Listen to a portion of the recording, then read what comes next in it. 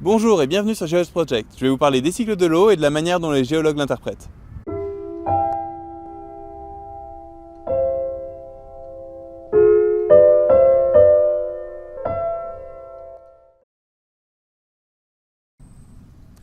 Tout d'abord, une petite introduction sur comment est arrivée l'eau sur Terre.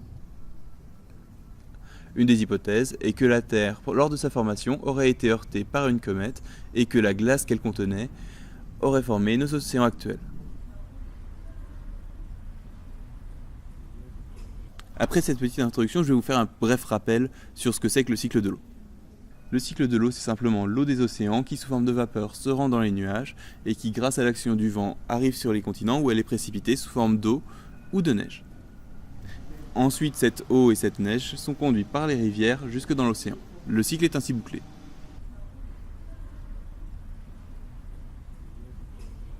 L'eau est composée de deux types d'atomes. Il y a d'un côté un seul oxygène et deux hydrogènes. Chacun de ces atomes a plusieurs isotopes. L'hydrogène, par exemple, a le deutérium et le tritium. L'oxygène, lui, est représenté par deux isotopes principaux, l'oxygène 16 et l'oxygène 18.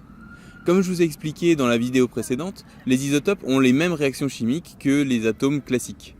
Et donc la seule différence entre l'oxygène 16 et l'oxygène 18, c'est que l'oxygène 18 a deux nucléons de plus que l'oxygène 16 et donc est plus lourd que l'oxygène 16. Du coup, une molécule qui va comporter un oxygène 18 sera plus lourde qu'une molécule qui va comporter un oxygène 16. Du coup, lors de l'évaporation, préférentiellement, les molécules contenant de l'oxygène 16 vont monter et l'oxygène 18 va lui rester dans les océans. Et donc, au fur et à mesure du transport des nuages vers les continents, lors des précipitations, c'est aussi l'oxygène 18 qui va avoir tendance à descendre avec l'eau. Donc petit à petit, on va avoir une diminution de l'oxygène 18 dans l'eau. Et donc ce qui va finir par tomber au niveau des calottes polaires et des glaciers, c'est une eau qui va être très enrichie en oxygène 16. Et l'oxygène 18, lui, va avoir quasiment disparu. De manière générale, l'oxygène 18 est présent dans le monde dans une quantité bien plus faible que l'oxygène 16. Mais ceci dit, on perçoit quand même l'appauvrissement dans les glaces de cet oxygène 18. Et maintenant, rapportons ça au climat. On sait que la température globale de la Terre influe grandement sur la taille des glaciers et la taille de la calotte polaire. Plus on va avoir d'eau stockée dans la glace des calottes polaires et des glaciers, et moins on va avoir d'oxygène 16 présent dans les océans. Et donc ce qui se passe, c'est que dans l'océan, on va avoir une variation du taux d'oxygène 18 qui sera en rapport avec la variation d'eau contenue dans les glaciers. Et donc, quand on a des périodes froides, la quantité d'oxygène 18 présente dans les océans a tendance à augmenter. Donc maintenant, quel est l'intérêt de cette proportion d'oxygène 18 dans les océans ?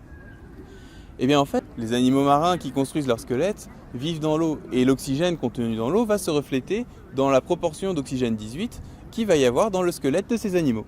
En effet, leur squelette est composé de CaCO3, donc du carbonate de calcium.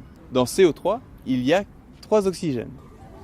Et donc cet oxygène 18, il va y rester conservé dans les fossiles. Et maintenant, on peut faire des analyses chimiques et des analyses isotopiques, comme on appelle ça, pour savoir quelle était la proportion d'oxygène 18 dans le milieu marin. Et donc, on peut en extrapoler la température et le climat global à cette époque.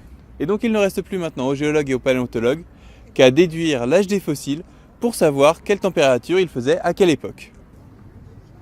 J'espère que je vous aurai appris quelques petites choses. Il ne me reste plus qu'à vous remercier d'avoir regardé cette vidéo et je vous encourage à liker ou à vous abonner. A bientôt. La prochaine vidéo sera sur les cycles du carbone probablement.